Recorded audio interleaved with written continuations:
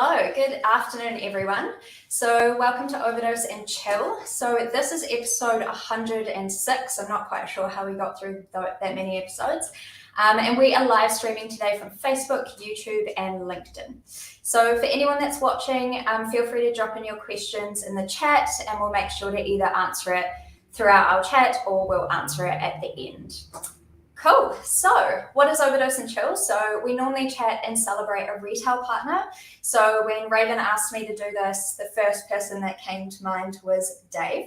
Dave is the chatterbox. We find it hard to get him off a video call and a whip because he's telling us so many great stories. So I thought perfect person to come on board with me today. So David is the application support manager for Animates. It's a relatively kind of different new role, although Dave has been at Animates for a while.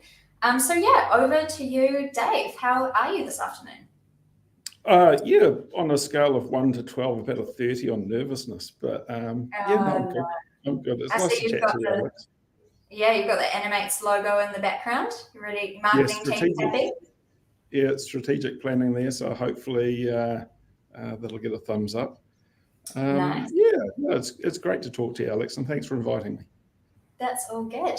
So yeah, we'll start out with a little bit about you. I've kind of like heard about your career and how you got into e-com, and I think it's a really interesting story. So yeah, tell us about how you ended up in e-com over the years and what your career's been like.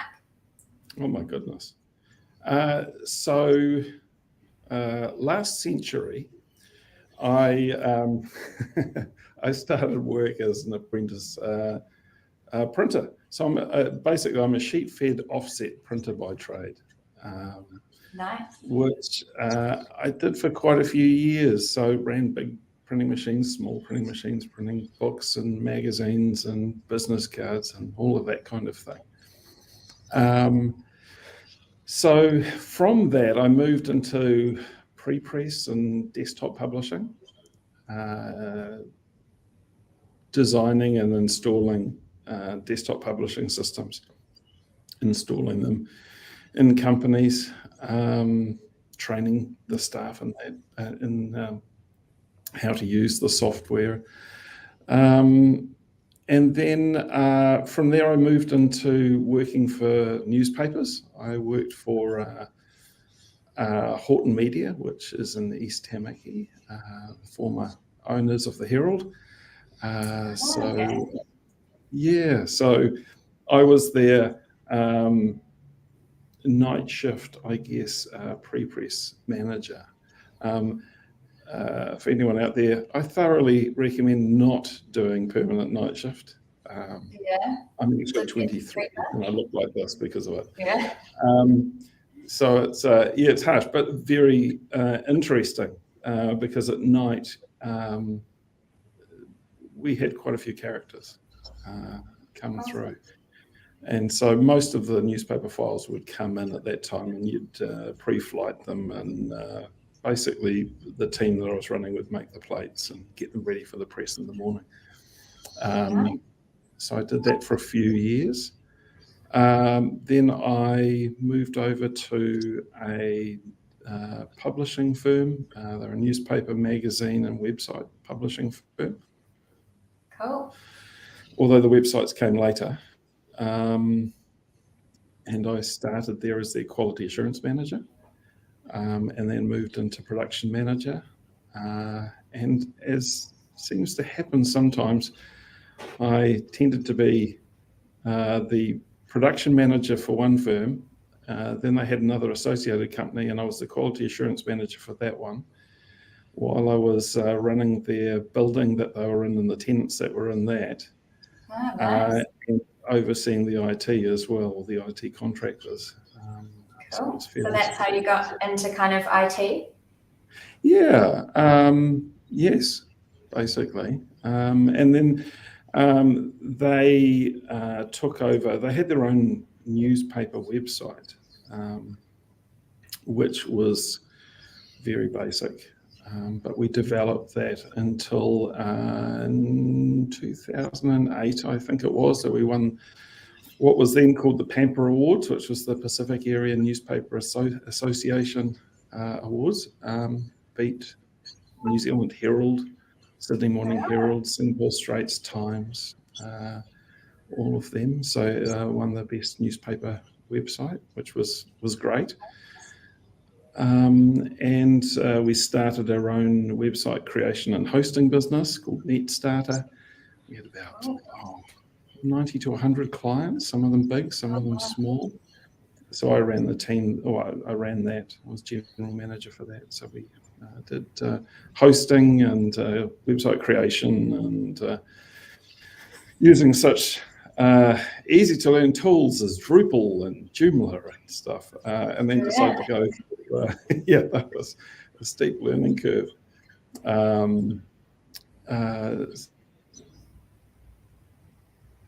lot of fun. Then I took a couple of years off to be primary caregiver for my kids, basically. Nice. So that was a change. I also did contracting at the same time. Created some, project managed the creation of some distribution software that was used by a few companies. Nice. And while taking kids to Play Centre and learning how to look after them and getting told, lift that thing over there and move that thing. But everyone was very nice, very accepting. It was. I'm glad I did it. It was an interesting time. Nice. Did you end up at Animates? Oh my goodness. Well, there's so much more. So I worked for the Blind Foundation in Parnell. So I worked there. I was audio studio manager and accessible formats, in charge of the accessible formats production, and then moved into the library manager for the Blind Foundation, which is odd because I'm not a librarian. I don't. Yeah. I like reading, but I'm not a librarian. I'm very, very, very lucky because I had a lot of very knowledgeable staff, most of whom seem to have masters or doctorates. So I like hiring people that are a lot smarter than me. It makes life a lot easier. And did that, and we had some fun there. The audio studios were always interesting because you would be sitting in the green room, which is just really a prep room for the studio. And someone that you knew off TV would wander in because they were going to narrate a book or a magazine.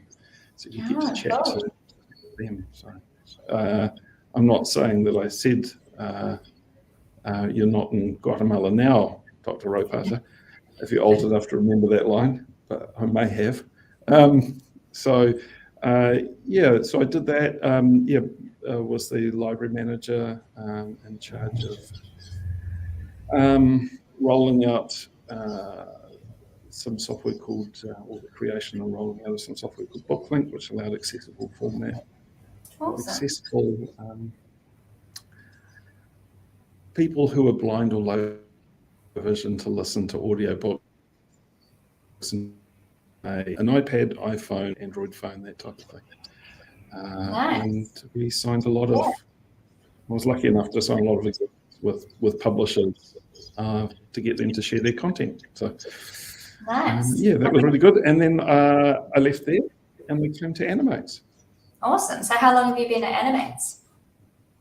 Oh my goodness me. Almost 4 years, I believe. Oh, nice. Nice. I'm actually the same. I'm almost 4 years at Overdose. So we must have started at the same time. We must have. Yeah. We just have a question from Jody, which has just popped up. So what was the most interesting book you've read? Oh my goodness. You have to choose one. I was, so interesting is an interesting question. I was a great fan of Stephen King, so I used to read a lot of Stephen King books. Nice. If you ask me that question, you have to also ask me what's my favorite movie, because it's going to come across really pretentious otherwise. What's your favorite movie? So my favorite, I quite enjoy the SpongeBob movie. Fair. That is totally fair. I like that movie as well. Yeah. At the moment, I'm reading Plato's The Republic, so I'm quite enjoying that, and so that's the pretentious part. Awesome. You have to give that to me after. Yeah. It's We'll start an Overdose Animates book club. We could do. Awesome. All right. So back to kind of digital. So how do you feel like online has changed over the years? So obviously you've worked in print, and then you've kind of gone along the way and, dipped your feet into hosting and all of that, and now ended up in e-com. Like what's happened over the last kind of 10 years of your career in e-com and online? Well, I think really the big difference that I see is, to me personally, where I came from, digital was seen as a competitor, as a bad thing, or at best, the kind of, it cost money but very little reward from it. And so it was outside of the normal business process, and it wasn't understood as a revenue generator. It was strange, and in fact, a lot of times it was seen as cheating and taking content that it hadn't paid for, and costing a lot, and not paying its own way. Gotcha. What I see now is that it's becoming seen as a partner in that revenue generation, and an essential partner for us as an omni-channel business. We couldn't do without it. At the same time, we couldn't do it without our bricks and mortar. We'd be much diminished if we did that. And so they work really well together. The digital, the e-commerce, and the bricks and mortar are great partners, and we just have to use the strengths of each, and understand that that things change. One of the things I guess that I saw was that people got caught up in the delivery method rather than the content. And what I mean by that is, you look at video stores or music retailers or something like that. They thought they were a video store. That's what they were. We have video cassettes and we rent them out, or CDs, or but in fact what they were content providers, so they're providing a service. I think the same thing with e-com. You can get caught up in the means of delivery rather than what you're delivering, and get really jealous of, this is the way it's always been. There's nothing worse for a business to say, we've always done it this way. We'll keep doing it that way. As we've seen with COVID, you have to adapt really quickly. So, in short, e-com is being seen as an equal partner, and that a necessity that has to be funded the same way as everything else, that it will generate its own revenue. And it's exciting. Awesome. Yeah, I can probably relate to that a bit. My first ever job 10 years ago was a time where all these businesses knew that they had to be on social media, but they had a lot of people that had never, or marketers that had never worked with it. And they were like, great strategy. We're going to get all these young people in. They know what it is, and then they'll just run it. And there were so many jobs at that time going for like social media manager, and all these kind of kids out of uni were getting hired. And I was one of them. But yeah, it was definitely quite a scary thing, I think, for a lot of, marketers that have been in the game for so long, to kind of have this new up and coming thing that was kind of harder to understand. And they almost had to relearn how to market from scratch, which was really interesting. But yeah, I agree. We still work with businesses even at Overdose, where, you know, for the entire business, bricks and mortar is the most important thing, and online's kind of seen, or was seen, as the side thing that was almost like a brochure for getting people in store. But one thing I really admire about Animates is kind of, the attention that they pay to online, and the lengths that they're willing to go to make sure it's an awesome experience for their customers. I know we've talked briefly over the COVID period. What did we've kind of know, but for viewers that don't, what changed at Animates over the last kind of 2 years of COVID? Like, what are some awesome things, and what were some challenges that you guys saw? Well, probably foremost, we were very fortunate that we launched Click and Collect 2 weeks before we had the first lockdown. Things would have been very, very tough otherwise. So we were able to pivot the entire business from, you know, the majority percentage being generated in bricks and mortar, and the majority of staff employed in bricks and mortar. The entire business had to pivot to online, basically. So we could offer contactless click and collect through all of our stores. That did a number of things, and I guess this shows the nature of Animates in a way, that there was a lot of work that went in behind the scenes to ensure that people didn't lose their jobs. Awesome.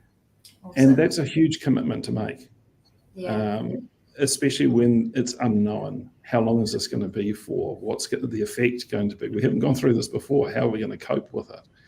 Yeah. So that was I'd be forever grateful to Animates for that, because that's very difficult to do. Yeah. So we pivoted to contactless click and collect, and it went almost flawlessly. It provided revenue for the business when we really didn't have any other revenue streams, and it was a tremendous asset to the business, and showed the I guess what a good system we had built to go from one day of the week, well, we're going to do click and collect at these stores, but most of the revenue's coming in through the bricks and mortar, to hang on, that's stopped now. You need to increase your throughput.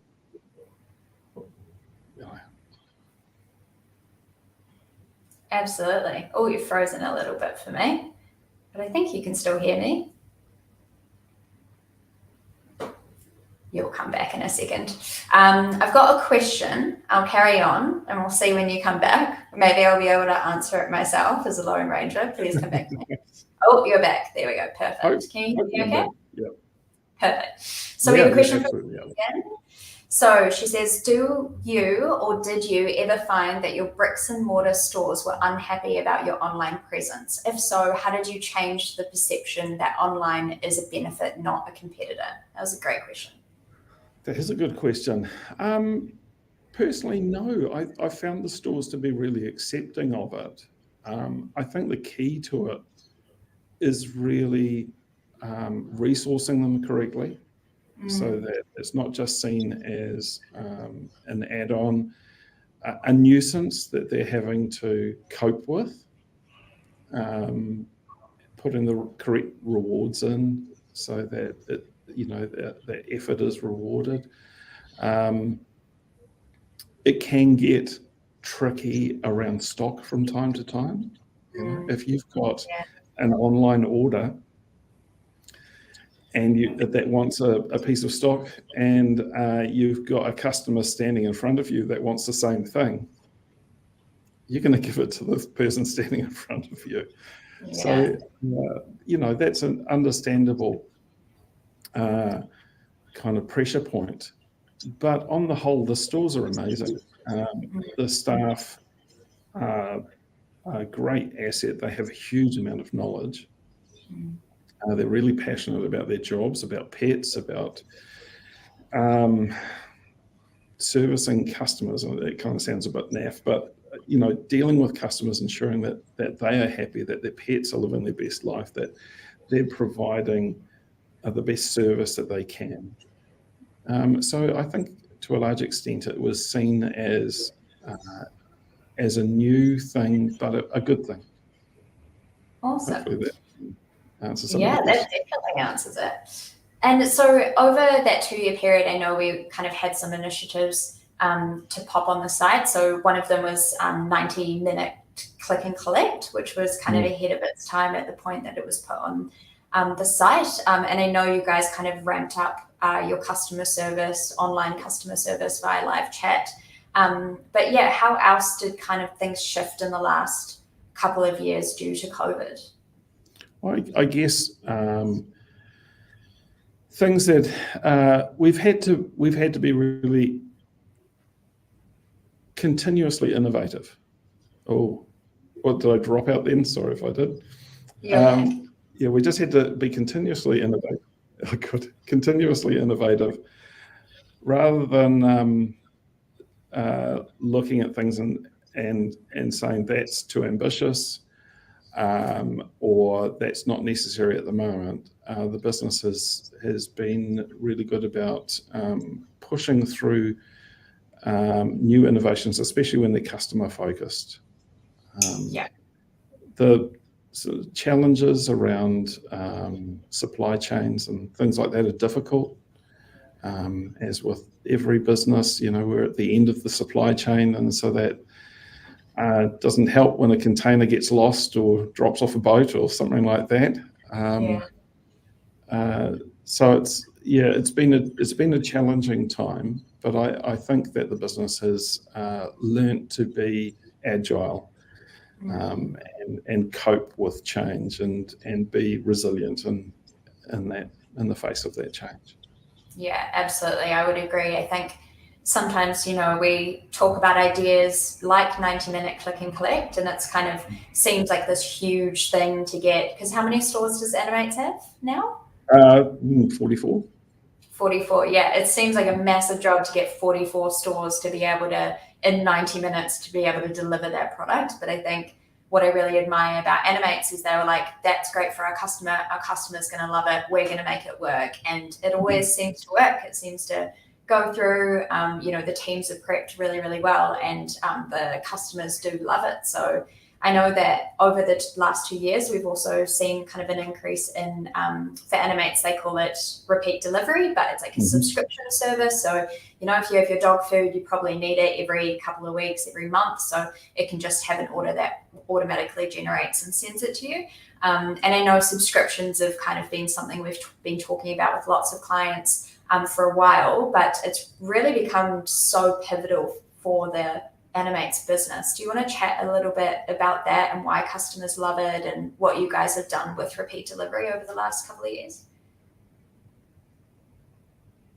Yeah, I guess repeat delivery was in for a while. It was in before I started working here, but there was a real emphasis put on it, which is really great because it's become what I believe is our largest store, just repeat delivery on its own. And of course, a customer that you've got on repeat delivery is very, very valuable. You can predict what's coming up.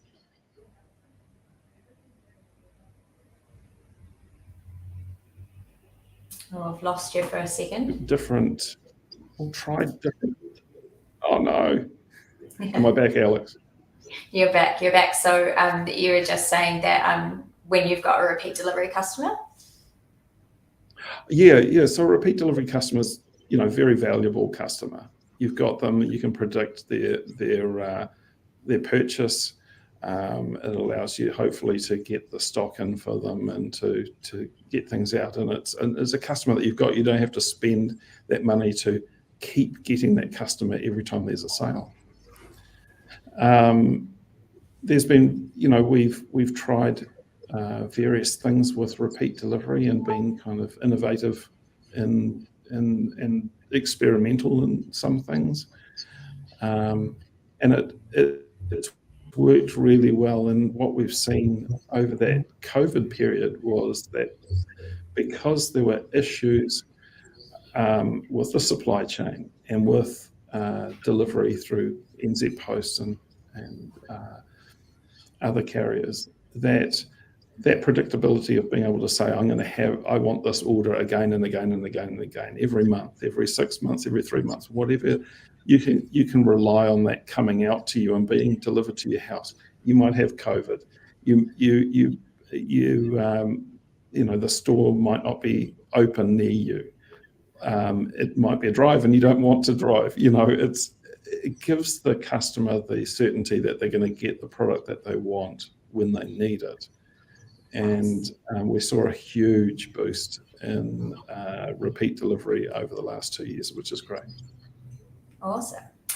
Cool. We've got one from Jackie Chan. So Jackie Chan, that is his real name. He's our little superior. So he has asked, I know you've picked up on Python programming due to an interest. What other skills have you had to learn and apply when you started with Animates? That was a great question. Jackie. And that is definitely a question from a developer.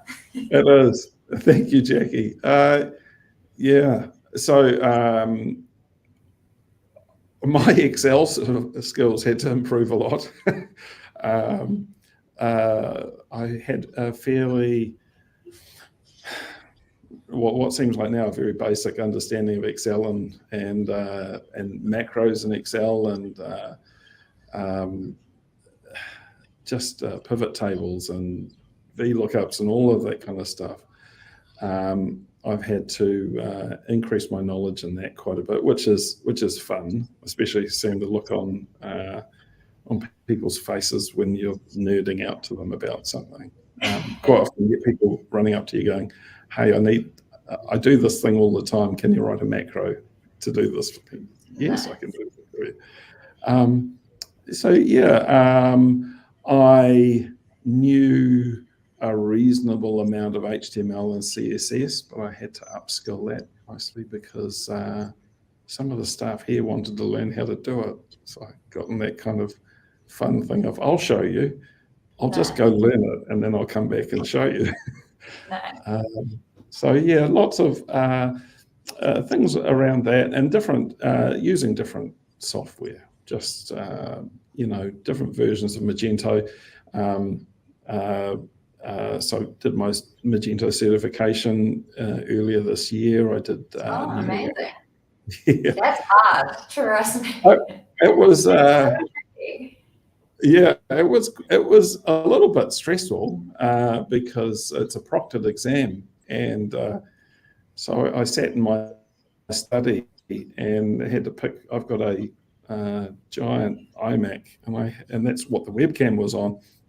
So I had to pick that up and heft it around so I could see under my desk and in my ears. Oh, you had to pick the whole thing up. Yeah, it was like, and they're going, "You must pick this up and show me what's under your desk." And I go, "Really?" It weighs like 30 kilograms. All right. Did they think there was like a person under there whispering the answers to you? Yes, so I had to sit the exam, and I forget how long it was, whether it was an hour or an hour and a half. But you've got a person watching you the entire time. And at one stage, I went like this. And it was like, alert, don't do that. If you don't remove your hand in the next 10 seconds, you're going to be failed. Oh my God. Yeah.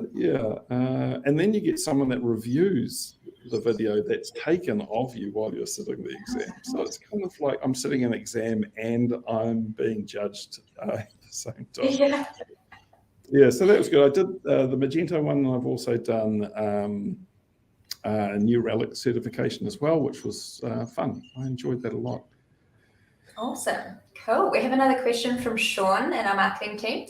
So have you leveraged Animate's first-party data to improve the customer experience? If so, how? I guess we are, yes. we're always looking at ways to leverage the data that we've got. It's something that I guess I'd say that we're concentrating on doing this year. Is one of the focuses of leveraging that data in person. Or did I freeze then, Alex? Oh no, you're good. We still heard you. Yeah. Oh, good. Yeah, so we're trying to leverage that data as much as possible to give customers a better experience, show them, like we already show recommended products, similar products, that type of thing. But where can we take them on a better path, make that journey more personalised to them? So it's a journey we're on, I guess is what I'd say. Awesome, very cool. And what about stock? You mentioned before that kind of stock has been a little bit of an issue with delays and all that kind of thing. And then obviously there's repeat delivery where you kind of have to have the stock. I know you guys have done some things with out of stock threshold and that kind of thing. Has it been a really real issue or over the last 2 years? Or have you guys found ways to work around it and still deliver that service to your customers? Yeah, stock has, I think, for everyone has been a challenge. And the way that we run on our website is that we try to ensure that there's sufficient stock for the order that's being placed. We have different ways of ordering, such as click and collect, which shows you exactly what is available at a store. But our delivery orders, we try to ensure that we have sufficient stock around the country. But that can be very difficult when you have supply issues and the stock is possibly unevenly distributed. So we've recently put some development in place that works by looking at the average order size or basket size for an item, calculating that over 90 days, and then it looks at our warehouse groups and our warehouses, and unless that is available in sufficient quantity around the country, then we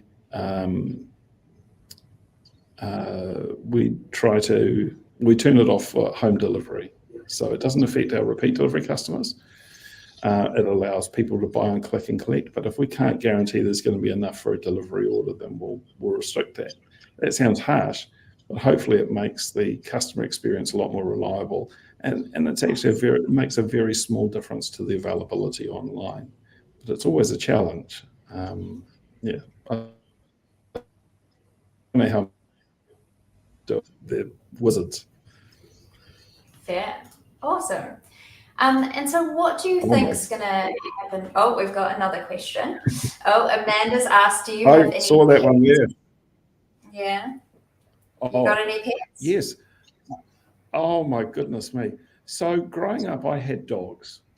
I had a Dalmatian, and then I had a golden cocker spaniel. Oh, yeah. And I got married to my lovely wife, and she introduced me to the world of odd pets. Pets? Yeah, well, things that I hadn't really thought of before. So the first pets that we had were goldfish, and that's fairly normal. Nice. But then I thought goldfish kind of had short sight, but it turned out that every time I was within 5 or 6 meters, they me and push their faces up against the glass with their mouths open, kind of making feed me faces. It didn't happen to anyone else. So that should have been a clue that things were going to get weird. Then we had chickens. We had about, I think at the top, maybe 8 or 12 chickens. Oh, wow. And they would, in the mornings, on the weekends, they would come up to our back door and peck on the door to be let inside to inspect the house. And you let them in? Well, Yes, I don't know why, now that you ask, because sometimes they'd leave presents. But Yes. yeah, they would just peck and look at you and then come inside and inspect and say, have you vacuumed? No, I can see a crumb, I'll eat that. And then go back outside. Best eggs in the world. Here we I go. do quite a bit of baking. So if you want to do good baking, eggs are the way to, or your own eggs are the way to go. Currently, we've got a red-head slider turtle and a bearded dragon. Oh my God, wow. Yeah, so the bearded dragon sits in a large tank in our lounge and stares out our bay windows. He's quite intimidating and rules us with an iron fist. And a red-eared slider turtle named Ninja has a large tank that sits in a kind of entranceway. Last night she was a worry. Last night she's large and can draw blood. So I try to keep away from eyes. She actually got out of her tank last night, which is a worry because I do. Yeah. She's pushed out the top of the tank, pushed aside the wire netting on the top of it, and crashed to the floor below. So I ended up sitting with her on the sofa, wrapped in towel, making sure she was okay, while she glared at me as if I had done something. Lots of people at Animates have pets. I hesitate to say everyone, but it certainly seems like it. And it's a fun place to work because you never know. Well, I would do if I looked at the schedule, but you never know what's going to be in. Today we have Maverick the dog, and I did see another dog. Do people ever bring their cats into Animates?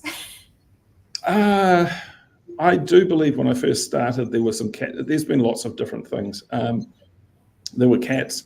There were at least 2 birds. Oh wow! They just bring them on their shoulders and just sit working with their birds on their shoulders. Nice. Yes, more than one occasion. They have landed on my shoulder and left a message there.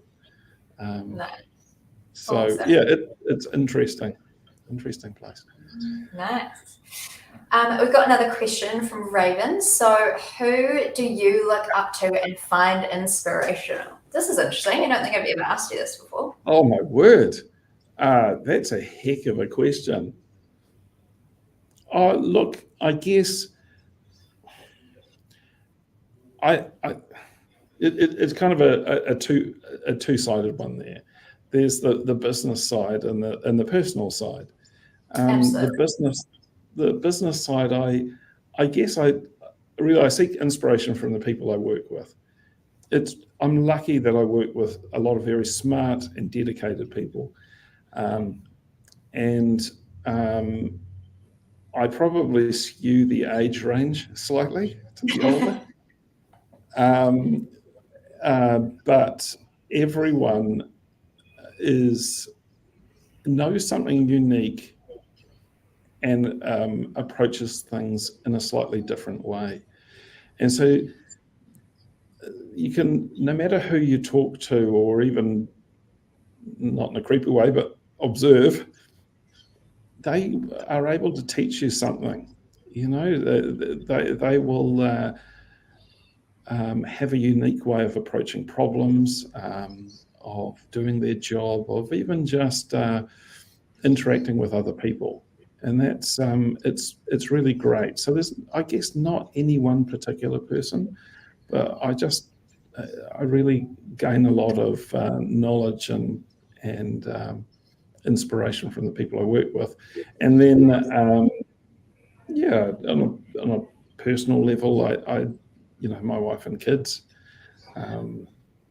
they are great. There's nothing beats coming home and there's smiling faces and and there can be challenges and things. It's been a hard day at school, or it's a hard day at work, or something like that, and you sit and chat about it. So yeah, I guess no single person, but family, friends, and work colleagues. Nice. Yeah, I can definitely agree with that. I think working in kind of a generalist area means I've worked with lots of the different teams, and yeah, it's amazing to learn from them, and everyone's a little bit different and has a different view on things. And yeah.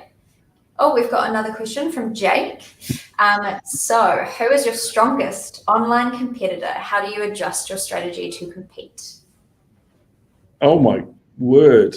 Well, look, I couldn't say, it's kind of out of my lane to a certain extent. I couldn't say who our strongest online competitor is. But really what we do is, I guess, not worry too much about what other people are doing and concentrate on what our strategies are and how we can best serve the customer. So making sure that what we do the best way that we can. We try to make sure that we're customer centric, and going through that customer experience and where can we focus on there. I think sometimes looking at other competitors and concentrating all the time on what they're doing means that you're always coming in second. Of course, if they do something that's really great, concentrate on that and see where there's an advantage to be taken from that. Can you do it better? But also plan out what you're going to do and be confident in that.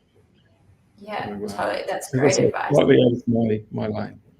Yeah, no, that's great. And I guess that enables you to be innovative, right? That you can kind of look at things that other people might not be doing, but focus on what you guys could do to be ahead of the game, which is awesome. Absolutely. Cool. All right. So we'll kind of end on what you think is going to happen in the world of e-commerce in the next couple of years. How do you foresee kind of after COVID? Where do you think things are going?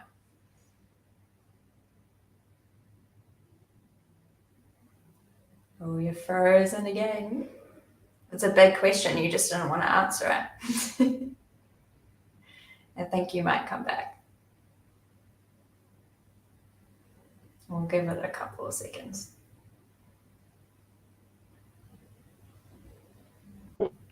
Oh, you're back. Oh, thank goodness for that. That was a long wait, that one. I was almost going to answer it myself, but I really want to hear your answer. I was just writing the notes right then. That's why I hung up. Nice. So that's a heck of a question. I guess during COVID we saw an extreme growth online, driven by lockdowns, and that was unprecedented.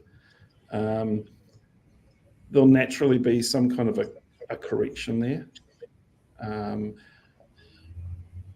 People will, where they were forced to be online, will move back to stores to a certain degree, and that's totally to be expected and normal. And what we have to do is we have to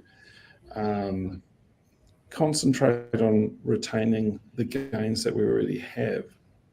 I think with us personally, because we're a true omni-channel retailer, we can benefit from the gains that have been those gains that have come out over COVID, and we can move forward with that and see where we need to improve. We need to keep innovating. We need to get the basics that we're doing right. We need to be flexible and adaptable in our thinking, which I think COVID has taught us as well, that we can't just think that is the way we do business. We've got to really think, how does the customer need to be serviced best, and what ways can we change? And I guess I think back to years ago when I did work in newspapers. one of the problems that we had was that people got stuck into thinking that they provided a service, but they thought they were the way, what they were providing was the way they were providing it, not the service itself.